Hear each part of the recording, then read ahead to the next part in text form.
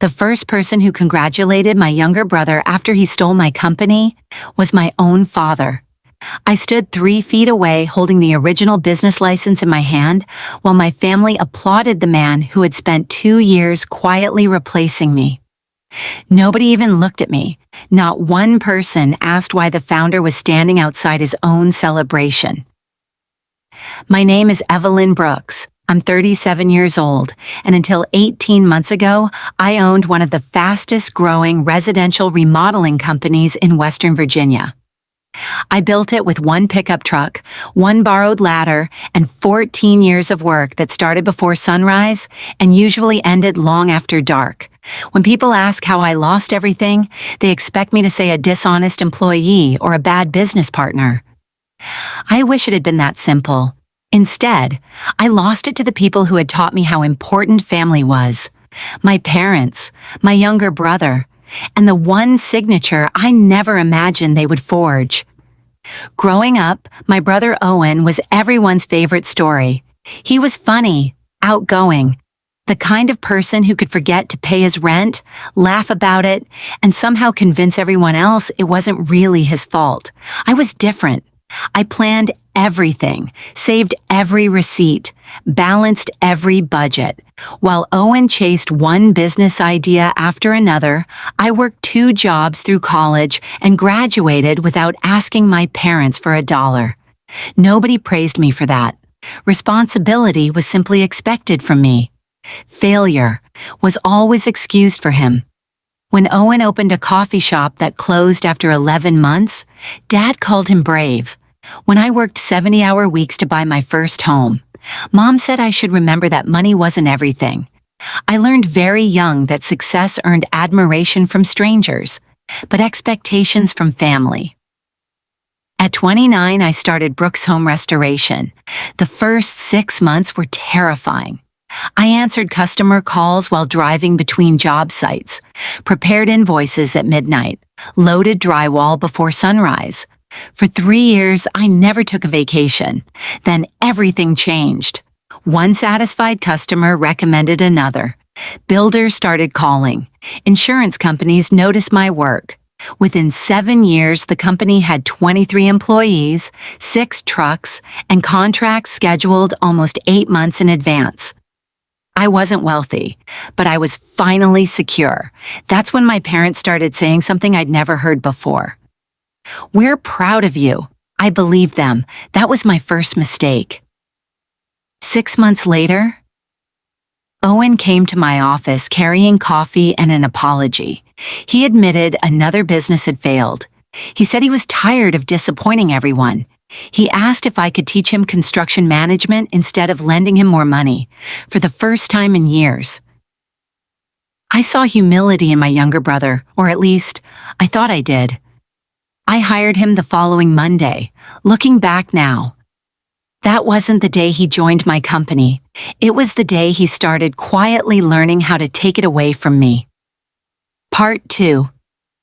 For the first few months, Owen was exactly the employee I thought he wanted to become. He arrived early, stayed late, asked questions, took notes.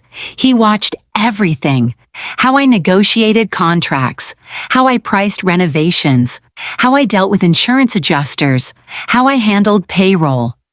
I was proud of him.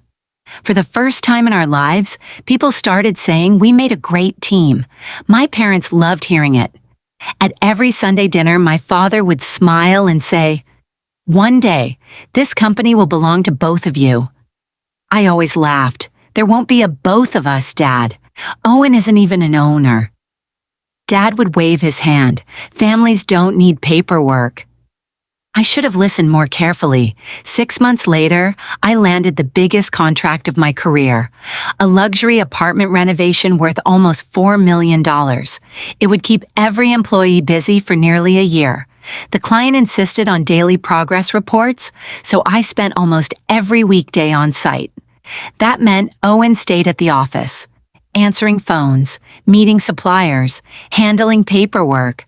I trusted him completely. Then small things started happening. Invoices disappeared. Customers said they had already spoken to the owner. Employees asked why my signature looked different on new documents. I blamed stress, long hours, simple mistakes, until one Friday afternoon my accountant called. "Evelyn, did you approve another business account?" "What account?" "The new Brooks Restoration operating account." "There isn't another account." Silence. "There is now." My heart dropped. I drove straight to the bank. The manager handed me copies of the paperwork. The account existed. The signature looked almost identical to mine. But it wasn't mine. Someone had copied it. Before I could understand what was happening, another surprise arrived. The company's attorney called. "Evelyn, why did you transfer 49% of the company?" "I never transferred anything." He stopped talking. "What do you mean?" "I have the signed partnership agreement." "I've never signed one." I was sitting in my truck when he emailed the document. There it was, my company, my name, my signature. And beside it, Owen Brooks, 49% owner. Every page had been notarized. Every signature appeared genuine, except I had never seen those papers before. I drove straight to my parents' house. Dad opened the door. Before I could speak, he smiled. "So, I guess you finally know." My stomach turned. "You knew?" He nodded calmly. "Owen told us everything. He said you wanted him to become a partner." "I never said that." Dad sighed. "Evelyn, you've always been controlling. It's time you learn to share." Then my mother walked into the hallway. She looked directly at me and said the sentence that changed everything. "Honestly, the company was always too big for one daughter anyway." I stared at both of them. Neither looked guilty. Neither looked surprised. They honestly believed I should simply accept losing half of everything I had spent 14 years building, standing behind them. Owen smiled, not proudly, confidently, like a man who believed the hardest part was already over. He had no idea. I had already called a forensic document examiner before driving to my parents' house. The forensic report took 12 days, 12 of the longest days of my life. When it finally arrived, I didn't open it in my office. I sat alone in my truck outside the courthouse. The conclusion appeared in bold letters on the last page. The question signatures were simulated and not written by Evelyn Brooks. In plain English, someone had forged my name. I handed the report to my attorney. By the following morning, the civil lawsuit was filed. That afternoon, detectives from the Financial Crimes Unit arrived at Brooks Restoration with a search warrant. Employees watched in complete silence as investigators carried out boxes of contracts, computers, and financial records. Owen called me 37 times that day. I answered none of them. Instead, I received a call from my father. His voice was different, not angry, nervous. "Evelyn, can't we settle this privately?" I looked out the window of my office. For 14 years I built that company. You asked me to share. I am. I'm sharing the evidence. He didn't speak. For the first time in my life, my father had nothing to say. 3 months later, the case reached court. The bank manager testified. The notary testified. The forensic handwriting expert testified. Then the security footage from the bank was played. The man signing my name wasn't me. It was Owen. The courtroom became completely silent. Even my mother began crying. The judge ruled every forged document invalid. Ownership of Brooks Restoration returned entirely to me. The fake partnership was erased. The fraudulent bank account was closed. Then came the criminal case. Owen eventually admitted everything. He had copied my signature for months until he believed he could fool anyone. He expected our parents to convince me not to fight. He was wrong. He received a prison sentence for forgery and financial fraud. When the hearing ended, my parents tried to stop me outside the courthouse. My mother cried. "We never thought it would go this far."